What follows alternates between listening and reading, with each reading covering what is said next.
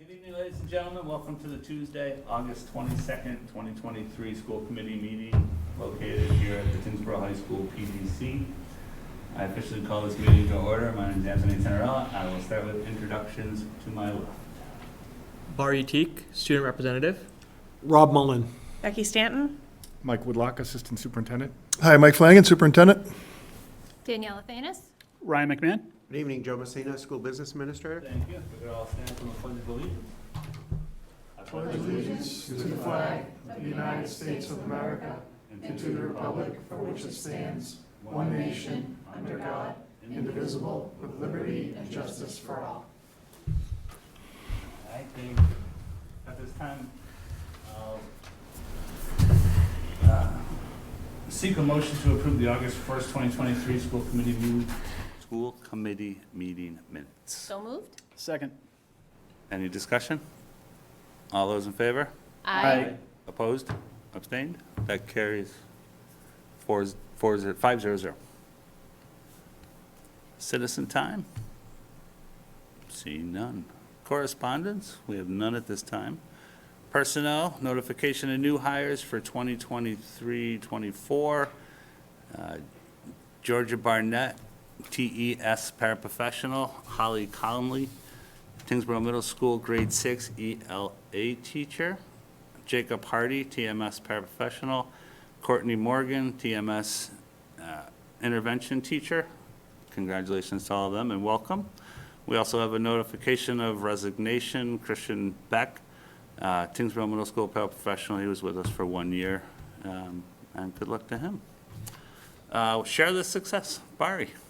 We are going to the last week of summer break. Students around the district are preparing for school to begin next week. The first day of school will be on Tuesday, the 29th. Freshman orientation is set for tomorrow. TMS new student orientation will be on Thursday, the 24th.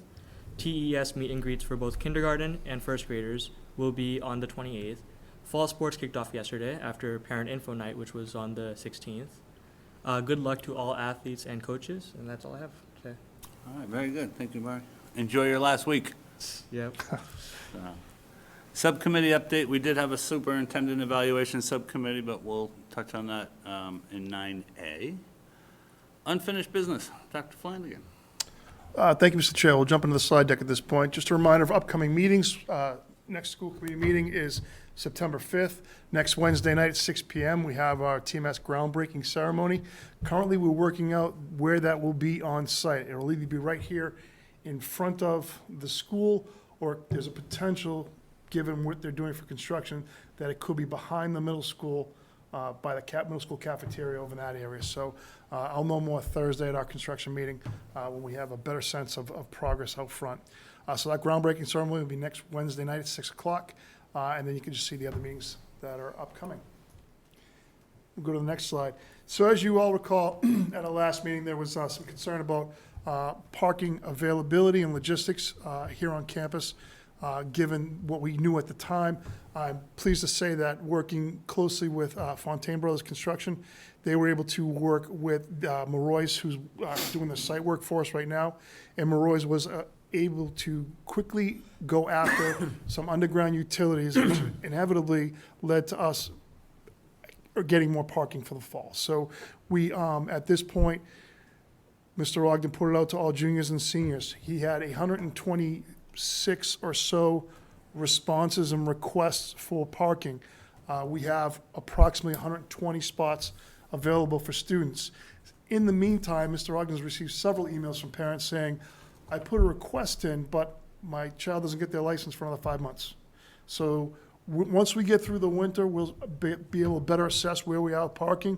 If in the spring, we can open up some parking around the back of the school for some staff and create more spots out front for students, we will. Otherwise, students may not be able to purchase a parking pass in the spring, at which point they'll either have to use Norris Road or Bessie Lane or Katy Lane, or ride with the front at that point. But 120 out of 122 requests, or 126 requests, wherever it lands, we're in pretty good shape in terms of parking. So appreciate the collaboration with Fontaine Brothers and Maroyce, and certainly the whole project team there. Dr. Any Flanagan, questions about parking? Yeah, before we go on. how many spaces did we think we had prior to gaining the new We spots. thought we had about 65 available, so we picked up about 50 or 60 We more, almost doubled capacity. just about double. And again, Marois was highly aggressive in terms of attacking underground utilities for us and getting the work done and complete. We still, the parking lot looks great right now. There's binder down, the line's painted. There's still some work that needs to be done in terms of setting up Jersey barriers. Actually, if you go to the next slide, you can kind of get a sense of what we're talking about here.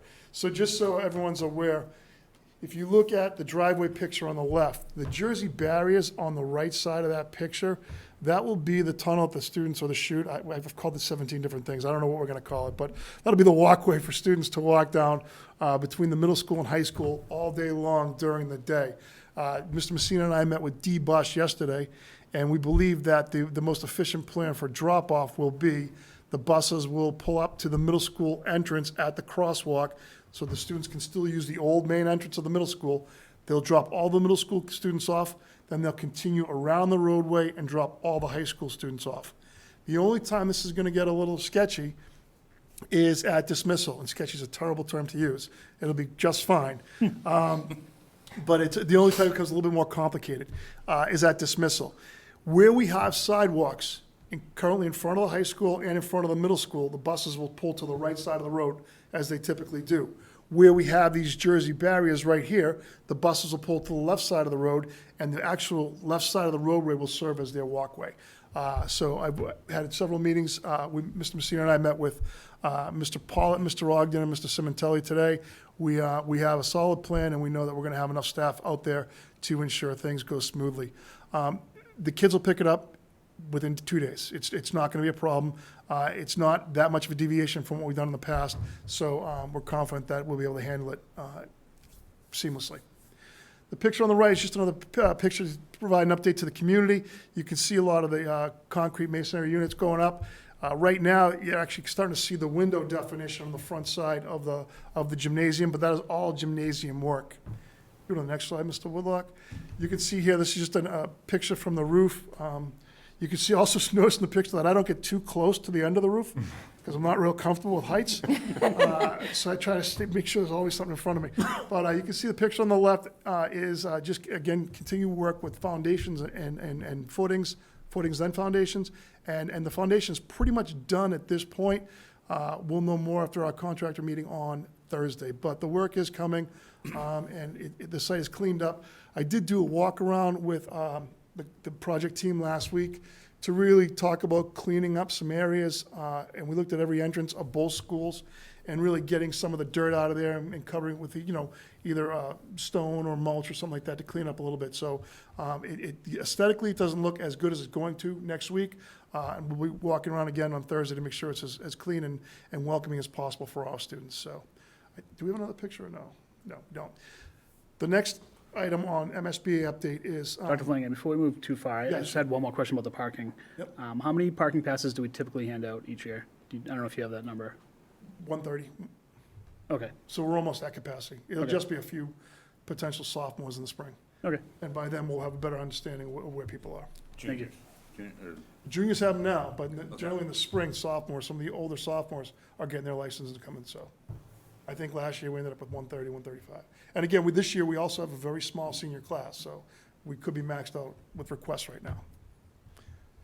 And then for the children, if we could stay on that picture for a second, for the children returning to the middle school, with the gym gone and the walkway that connected the two buildings, this year should be a lot quieter, correct? They shouldn't have to come back to pounding day after day, or do we anticipate that there's going to be some, other than vehicles coming and going? Yeah, so it's a good question. I honestly don't know the answer to it. I don't know how loud it's going to get with steel construction and whatnot. There'll be a ton of vehicles. I think that's one of the things that they've kind of tipped us off at. There's going to be a lot more activity happening on campus once the steel comes and the work begins and all the subcontractors come. So right now, it's just site work, and there's really only one or two teams on site. But once there are multiple teams on site, it'll be a little more chaotic. I don't know about the level of noise, though. It's a fair question. Okay. And I just wanted to, mine's more of a comment, just for the committee and for the members of our community. I've been on campus a lot as a parent for drop-offs for different sports events and waiting for pickups and watching the construction taking place. What I've observed from these construction teams is they are the utmost of professional. They are nowhere near our students. I understand it's not a full campus during the summer, and it's a very limited amount of students that are on, but they're the utmost of professional. They're not interacting with our students. They're staying within their construction zones. Everything I've seen from them is just complete professionalism. Speaking as a parent, I feel confident having a child here on campus because of the teams that we have here.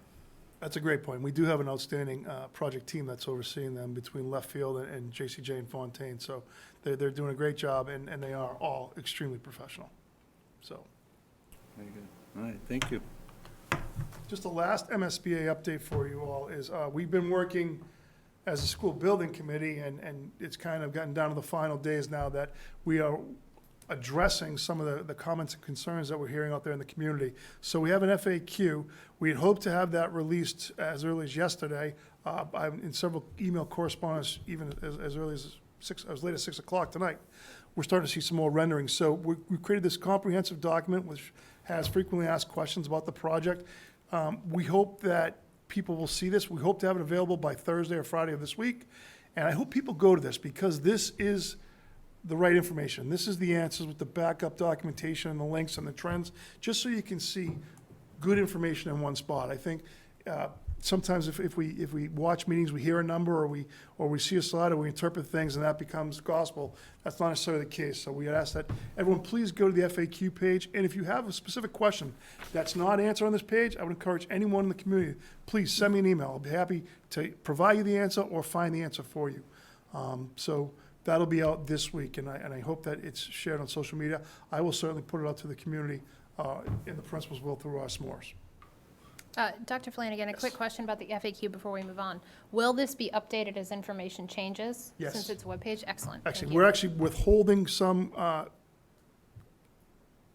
questions and answers on this until we have better information. So to that point, we could have put out a hypothetical tax impact. Doesn't make sense, because in 2 weeks on September 8th, we're going to have 95 to 96% of the project costed out. So we will know at that point what the actual number will be. There are some other factors coming into play that should come into light over the next couple of weeks as well. So once we get a better understanding of what the number is, a truer number, we will update the FAQ with that information as well. Great point, thank you. Any other questions about MSBA update? No? Thank you, Dr. Flanagan. We will move on to teaching, learning update. Mr. Thank you. Whitlock. Appreciate that. I just wanted to provide you with a bit of an update on what we've been up to over the last couple weeks. We did have the opportunity last week to have our annual admin retreat with all of the central office personnel and building level administrators together in one room, which is not easy to do in the summer, I can promise you that. So just a quick review of what we did. We definitely did a lot of updating to start the process off, which is a lot of information for us, and it's really not relevant to share here, but we wanted to make sure that everyone was up to date on that. But outside of just hearing information, most of our time was spent being really busy working together and collaborating, which is how we really wanted that to be. So some of our big focal points was talking about our data culture. Data is a word that gets thrown around a lot in education, as I'm sure it does in other industries, and data can be really useful, but it can also be really inefficiently used. And so we did a lot of talk about that and making sure that we're using data efficiently and following through on the process. It's a very cyclical process. And we'll also be working a lot with our data as we move into year one of our Inclusive Instructional Academy, which I talked about last time. Secondly, we talked a lot about communicating our instructional vision. We spent a lot of time last year talking about inclusive instruction, universal design for learning, social emotional learning. And as a district, we wanted all of our buildings to have a lot of commonality in how they talk about this with their staff. So we spent a lot of time, not necessarily like choosing words, but just identifying, where our priorities going to be at the beginning of the year and what are our staff going to hear, and is it going to be similar in all three buildings. Also, we talked about our supervision evaluation process, which is a very time-consuming process for administrators in the buildings, I can promise you that. And like data, that can be a really useful process, and it can also be kind of car washed at times, just because it has to be done contractually, and time is not the easiest thing to come by sometimes as an administrator. So talking about how do we make that really useful and impactful for our teachers. We are required to evaluate them and give them a rating, but we also want to talk about and communicate to our teachers that this is about coaching. As someone that's kind of got coaching in their blood and loved coaching, it's really what we want to do with our teachers, because we very rarely use the evaluation process to evaluate anyone out of a job. And if we do that, it was very necessary, obviously. But really what that job is about, giving really clear mastery-oriented feedback to our teachers so that they have something that they can use. And to make sure that there's a relationship when this happens, that it's a comfortable relationship. Yes, we will have to share things that may not be the most comfortable from time to time, and that's why a lot of people don't like to be an administrator. But it's really useful if done the right way and really thoughtfully, can be really effective for our staff, and that's something that we talked quite a bit about. You'll be getting updated on our new SDI, which isn't really that new. It's really just an update from last year and working off of our successes and things that were left unfinished from last year. But our teams had a chance to work on that during the time. And we talked a little bit about the upcoming Inclusive Academy, which started last week. And so we had a team of 8 teachers and admin spend 2 days in Marlborough, getting some really great free PD. That was very well received by everyone. So we're all pretty excited about the fact that we're going to be engaged in this for this year, but also 2 years following. Any questions? Any questions? No? All right. I'll just add one thing to that point, that I did reach out to the building principals today, and to talk about what's going on in the schools. We're hearing about a high level right now, but we will have a group or team from the high school here September 5th to present. We'll have the middle school September 22nd, and then the elementary school will be the first week in October. I also told or asked the principals to really identify 2 more groups at each school so that we could have students regularly come to the school committee meeting throughout the year. I know that's the highlight of the meeting. I know you like to hear from us. I think you like to hear from us, but the kids are certainly more engaging and fun to hear. So that's going to be another goal this year. All right, very good, thank you. Thank you, Mr. Woodlock. New business, superintendent goals. His draft presentation, again, we did meet, the superintendent evaluation subcommittee met this evening, and Dr. Flanagan will share his goals with us. Sure, thank you. Thanks for the opportunity. So historically, I've shared my goals with the superintendent evaluation subcommittee in August, and then the full committee can comment through the subcommittee over the next 2 weeks, and we'll bring these goals back in the first meeting in September for final approval. But this year there are 3 goals. The first one is really centered on teaching and learning. It's all about our strategy for district improvement. That is what drives what we do in this district. So the goal is to make sure that we have relevant and current key actions and objectives with outputs and outcomes that reflect the work that needs to be done, the work that we're committed to doing. Additionally, I added to this goal that I do want to reach out to stakeholders, sometime in the winter or spring, because the strategy for district improvement that we have now has been a consistent document for 5 years, and I think it's time we revisit the whole document itself. So I will be looking for input at some point in 2024 to really revise the document as a group, as an administrative leadership team over next summer, and come back and look forward to presenting to you next year at this time to really reflect what this community and all the stakeholders want. Second goal is really about organizational leadership, and it's about improving performance, maximizing efficiencies, creating opportunities across the district, both at the local and state level. And this one really speaks to work as an organizational leader in this district, as well as working with the MASS Legislative Committee. And the final goal is it's been on here for, we made a joke about it, but it's been on here for 3 or 4 years, MSBA School Building Committee. That's just to make sure that the work that goes or that is required of the middle school construction project is finished in a timely and professional manner that accurately reflects the vision of the Tyngsborough Public Schools. So I'll continue to do that as my third goal. So again, if you have any comments, if anyone has any comments about it, please put that through the superintendent eval subcommittee, and we can have a conversation about it, and then we can make adjustments if needed.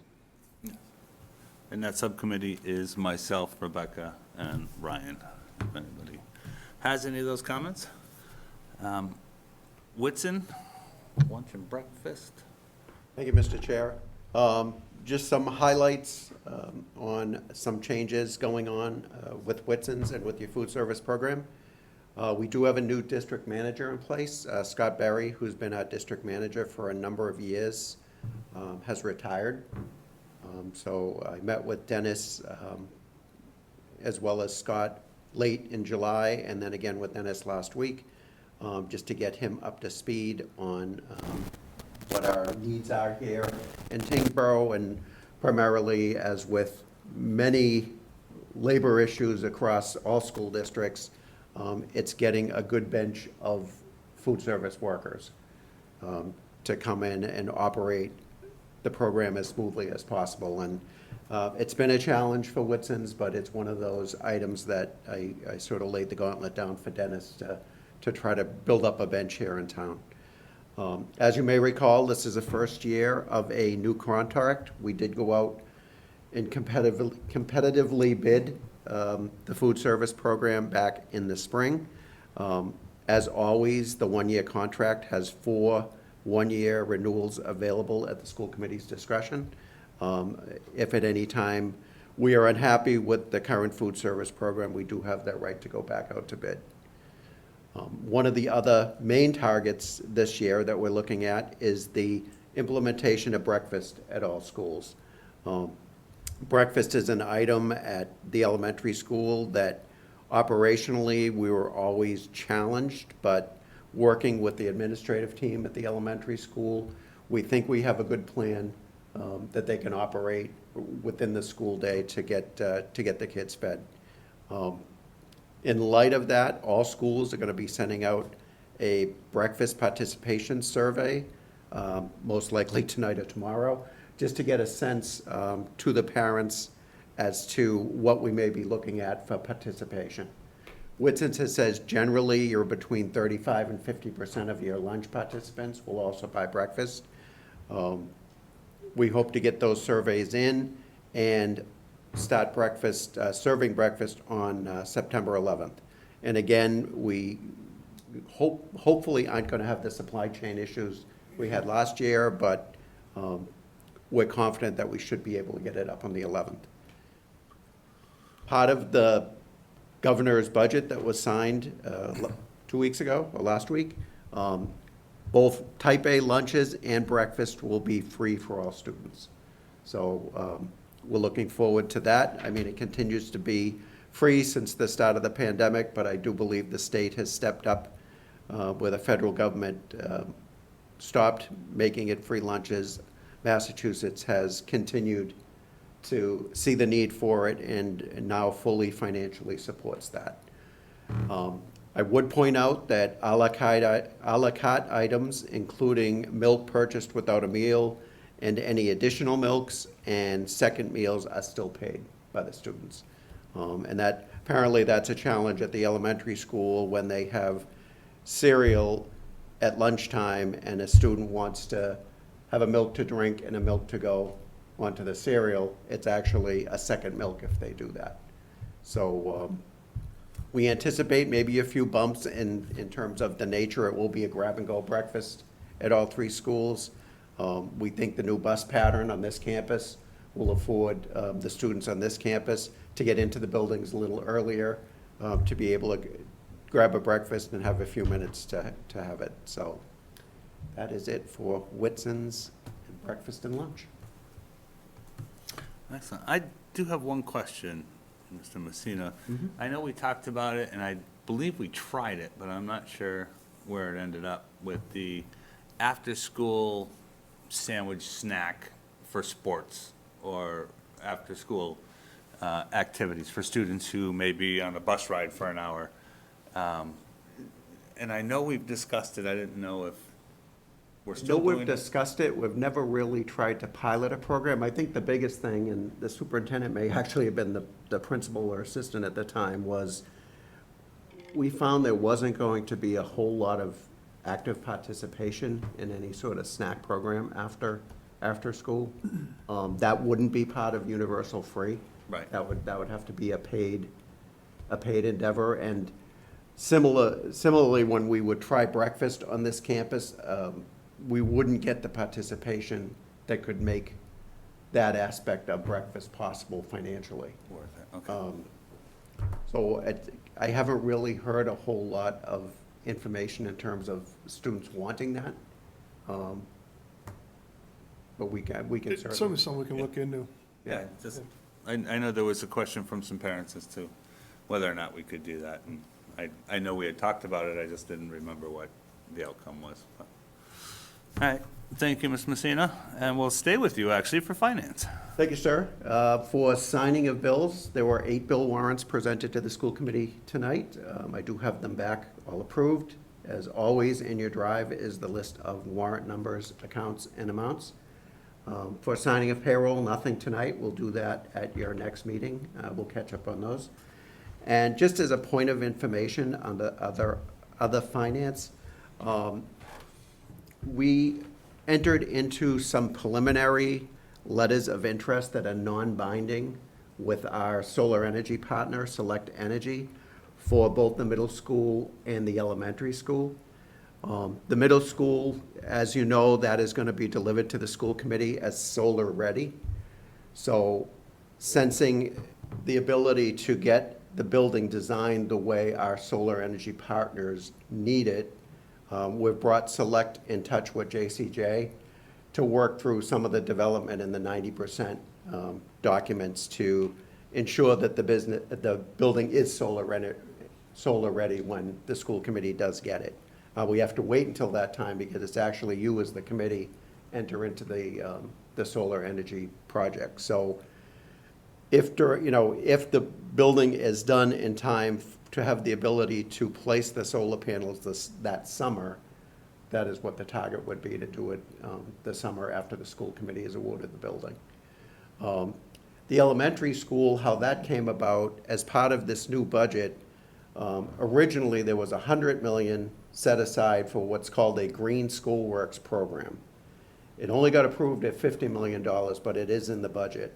And what this program is designed to do is for schools that have a roof that is out of date and unable to accept a new solar project, it basically gives the money to the school committee to fully fix the roof and entirely get the roof done without any cost to the taxpayers.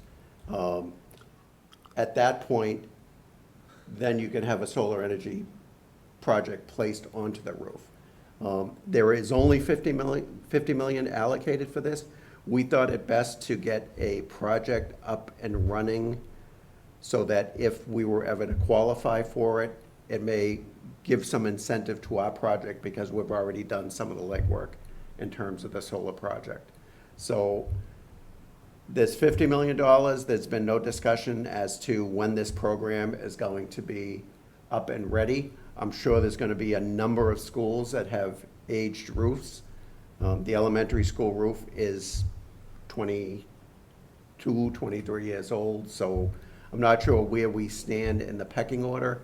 But again, if it's an incentive to have our solar energy letter of interest in place and our design in place, it might move us up the ladder a little bit. So I will keep the committee informed on that. That's it. All right, very good, thank you, Mr. Messina. Welcome. School committee discussion. Starting with Mr. Mullen. I'd like to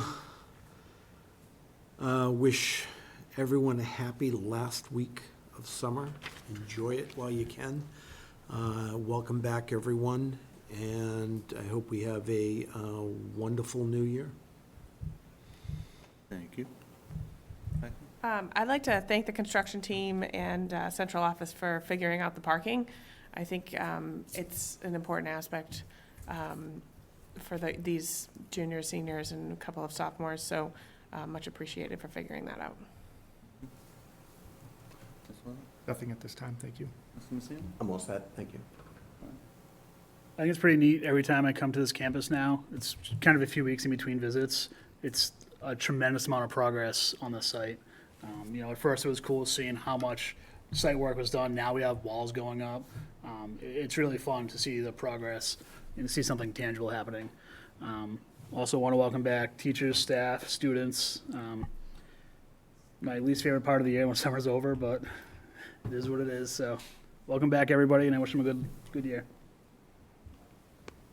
I would like to echo what Becky said about thanking the construction team for figuring out the parking situation. I know there were several concerned parents in town, and so it's exciting that we were almost able to cover everybody that'll probably request it based on past numbers. So thank you very much for that on behalf of the community.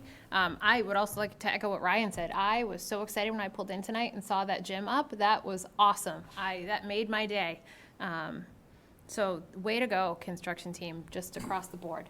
And I know for a lot of people, whether it's sports or teachers or staff or whatever, school year's kind of already started, and next week is just kind of the grand opening ceremony. But for the students and parents and everybody else still out there enjoying those last days, we got some good weather coming. Enjoy it and be safe. We'll see everybody next week.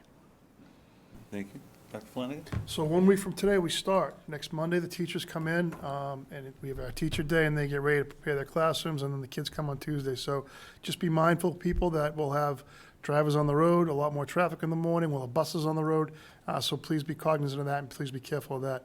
One point I do want to make, and I think it's an important point, is I'm proud to say that we are fully staffed in every position heading into this school year. It's kind of an anomaly for districts to not be fully staffed at this point. I think it speaks volumes to the work that was done by our administrators, by everyone who recruited friends to fill positions, and it just, to me, it typifies what it's like to work in the Tyngsborough Public Schools. It's a great place to work. It's a great community that values each other, and we do the best we can to provide an outstanding education for our kids. So very thrilled to say that we are fully staffed going into next week, and we are fully staffed in terms of our bus routes, which is also an anomaly going into next week as well. So we're ready to go. All right, thank you. To touch on that, next Tuesday morning, there will be children standing on the side of the streets. So please be cautious as we start the new year. That is it. We do not have a need for executive session, so I will entertain a motion to adjourn. So moved. Second. Any discussion? All those in favor? Aye. Opposed? Abstained? That carries 5-0. Thank you and have a good night.